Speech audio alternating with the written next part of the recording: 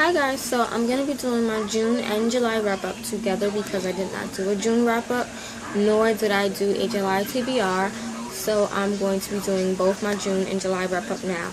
In June, I read a total of 18 books, and in July, I read a total of 7 books, so I'm just going to run through them. All these books were read on my e-reader. I have a Nook, and I will be doing a video on this and why I prefer ebooks, but yeah, I have a Nook. And that's where all the books are read. So I have a new video editing app and I have a new laptop, so I'm gonna do picture-in-picture instead of showing you guys from my Nook what I read. So the first book that I read was Pushing the Limits by Katie McGarry, which is book 1 in the Pushing the Limits series. You guys will see me looking down. I'm looking into my bookish journal, I guess is what you can call it, my book journal, and it has everything that I read and what I rated and things like that. But Pushing the Limits is a contemporary romance. A lot of people say it's a young adult contemporary. I personally would classify it as a new adult, but it's still a good contemporary romance nonetheless. And I gave it a 5+ stars. I totally loved it. It was an amazing book. Echo was just a great character. I completely loved the book, and I'm definitely going to continue on with the series and the novellas. The second book that I read was The Fault in Our Stars by John Green. That's a contemporary book, and it was absolutely amazing. It was hilarious. It kept me, laughing. I did not like the ending of it. It made me want to cry. I love Augustus as a character. He was so funny, and Hazel was so sweet. But I did not see the movie yet. I plan to see the movie within the next 2 weeks because that book was so awesome. The third book I read was Legend. I read Legend as a buddy read with a young lady on Goodreads. So we read that. Legend is more of a dystopian kind of romance sci-fi book. Gave it a 4.5 stars. I needed a little bit more from Legend. It was so good, but I just needed some more. And that's book 1 in the Legend trilogy by Marie Lu. The fourth book I read was Under the Never Sky by Veronica Rossi, which is the first book in the Under the Never Sky trilogy. That is more of a post-apocalyptic dystopian sci-fi novel. I gave it 5+ stars. It was really, really good. I enjoyed it.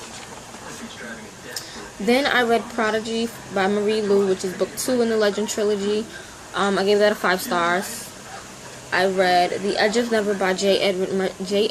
Redmersky, and oh my god, you guys, I fell in love with this book. It is absolutely outstanding. It's a new adult contemporary romance, and you guys, it is fabulous. I think that was honestly my first new adult novel, and I'm hooked on new adult books now. I'm like hooked.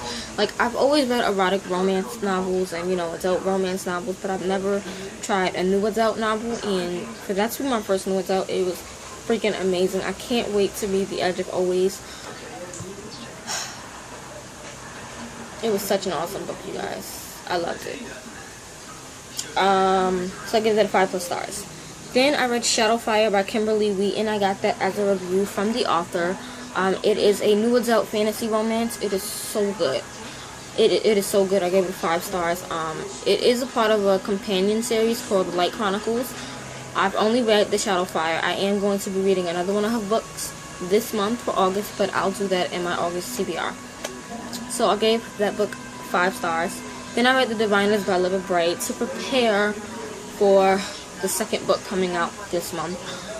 But yeah, I read The Diviners by Libba Bray, which is book 1 in The Diviners. That's a historical fiction, mystery, paranormal kind of novel. I gave it 5+ stars. It was so amazing. I love the multiple POVs and the multiple characters and how it switched back and forth, and it was so good. A lot of people said that it scared them, but it didn't really scare me as much as I thought it would.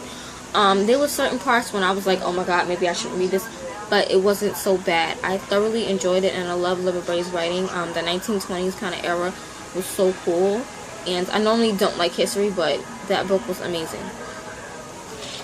The 9th book I read was Across the Universe by Beth Revis, which is book 1 in the Across the Universe trilogy. Sci-fi dystopian. I gave it 5+ stars. It was so good. Basically a city on a ship in the sky. It was just wow. I need to continue on with that trilogy. Just that. Then I read The Program by Suzanne Young, which is book 1 in the program.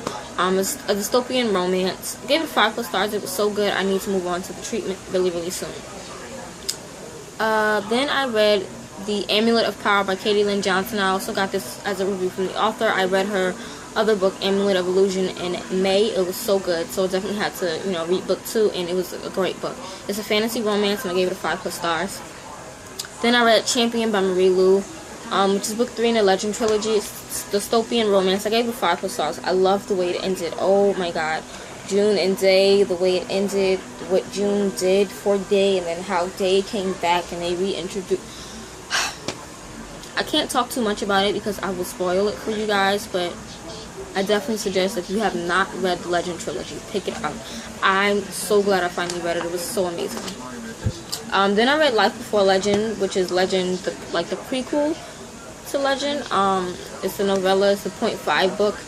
It was okay. It tells basically the love romance for Day prior to him meeting June, and then what happened with June in school prior to her brother being killed. But I gave it 4 stars. It was okay. Then I read Ruby Red by Kirsten Gill, which is a part of the Ruby Red trilogy. It's a historical fiction kind of time travel sci-fi novel, and I gave it 5 stars. It was really good. I liked the ending, and I'm going to continue on with that trilogy. Then I read Of Poseidon by Anna Banks, which is book 1 in the Serena Legacy. It's a fantasy, paranormal romance, mythology kind of book, and let me tell you, the humor, the sarcasm, the wittiness, I loved it to pieces. I gave it 5+ stars. I have to continue on with the trilogy.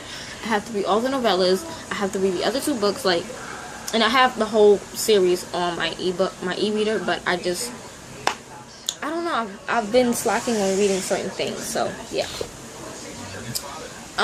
Then I read Frostbite, the graphic novel by Rochelle Mead, which is part of the Vampire Academy graphic novels. It's book 2, and I gave it 5 stars. It was a great refresher because I already read Vampire Academy and I already read Frostbite. I have not read the other books, but I wanted to, refresh my memory on what happened in Frostbite. And if you want to refresh your memory on anything dealing with the Vampire Academy, I highly suggest, if you don't want to reread the whole book, get the graphic novels because they do the job, bro. I've read Vampire Academy, the graphic novel, and now I've read Frostbite, and totally amazing, and gave it 5 stars.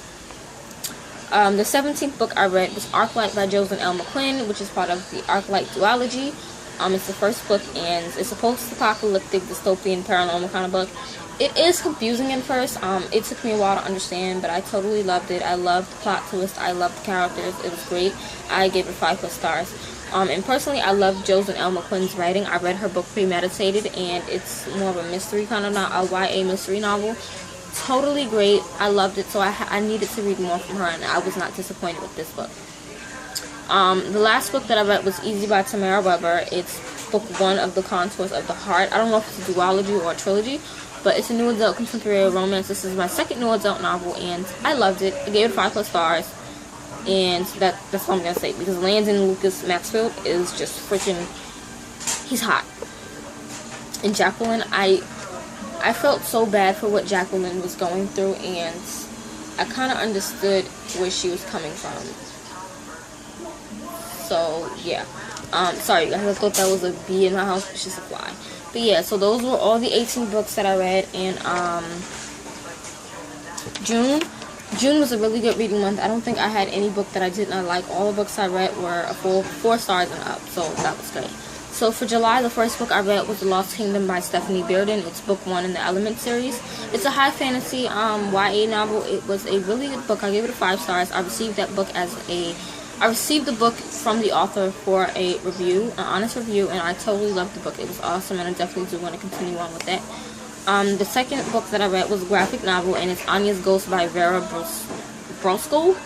I'm not sure if I'm pronouncing that name right, but oh my god, it was a great paranormal book. It made me laugh. It was so good. I gave it 4 stars. Then the next book I read was another book that I got as a review book from the author. I read Persephone's Orchid by Molly Ringgold, and it's part of a series. I cannot pronounce that series, so I will put the series name here. But it's a fantasy, mythology, paranormal romance, and I gave it a 5+ stars. It's a new favorite. That book is a very interesting take on the story of Hades and Persephone, and I highly suggest, if you're not into like history, or if you don't want to read something that's so gruesome or crazy about Hades and things like that, read this book because it's a totally different take on it, and it's set in more of a contemporary college kind of lifestyle. So it's a really good book. I highly suggest you guys read it and check it out. Then I read Gathering Water by Reagan Clare. I received this book for review for a blog tour. It's a paranormal, and I gave it 5 stars. It was so good. Then I read Turning Curse, another book that I received for review from AC Hara. I hope I'm pronouncing her name right. It's a fantasy romance. It was so interesting. It was a really interesting book. There wasn't much romance to it. Okay, let me just say, the romance in it was so good. It was really good. But I didn't focus on the romance as much. I focused more so on the character development throughout the novel, and it was so good. Prince Liam, he learned so much about himself, and just what happened to him throughout the book was so good. I really loved it, so I gave it 5 stars. Then I read Raven Fallen by Misty Murphy. I received that as a review book from the author for a blog tour, and it's an adult paranormal about angels. I gave it 5 stars, you guys. That book is probably on my top 14 books of 2014. It is so freaking good. Most angel books are about like fallen angels or somebody realizing they're an angel. Same concept with Raven Falling. The only difference is it's not about fallen angels. It's more so about angels of death, and it's so good. Like, I loved it, and I'm going to do a video review on this book because it's outstanding. I did a review on majority of these books, so I will link them down below. But the last book that I read for July, I technically finished today, but I'm just including it in July because I started it in July, and that is The Wolf's Cry by Natalie Crown. It is part of the Simi trilogy. It's book 1. It's a fantasy paranormal about shapeshifters, and it was really interesting. I gave it 4.5 stars. I needed something more from it. Like, that ending, it left me heartbroken. Like, I can't even read the next book that I want to read because it left me heartbroken, but I have to read that. But yeah, so I gave that a 4.5 stars, and I'm probably going to check more books out about shapeshifters because that book definitely has me interested in shapeshifters. So yeah, so those were all the 8 books that I read for July, and again, another good reading month, nothing but 4 stars and up, which is great for me. You will be seeing a lot of review books that I have to do because I'm a part of a lot of blog tours coming up, and authors have sent me books to review, and I'm not gonna lie, being a new book blogger and a new booktuber, I am excited to accept reviews. But now that I have a massive pile of books, and thank God they're not physical copies, they're ebooks, I've come to the realization that I just need to be accepting 4 blog tours a month and probably like 5 or 6 review books a month, because the amount of review books that I'm accepting and blog tours I've been signing up for is crazy. So hopefully August I have about 19 books that I have to read. Hopefully I can get through all 19 of those, because those 19 books have to be read for reviews and blog tours. So yeah, I'm gonna be overwhelmed the next couple of months, next couple of days with reading. I will be doing an August TBR. I will have 2 August TBRs because I'm partaking in Battle Books 11.0, which will be coming up in 2 weeks. So I'll have a TBR for that, and then I'll just have a regular TBR. But yeah, that is it for my June and July wrap up. Good reading month. June was a great, fantastic reading month. I mean, 18 books, outstanding. July was a little slow because I just was not in the mood to read. But yeah, hopefully August I can get through all 19 of these books and be good.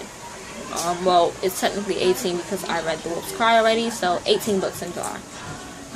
But other than that, I will see you guys in the next video, which will be my August TBR or my Battle Books video entry. One of those. But yeah, bye.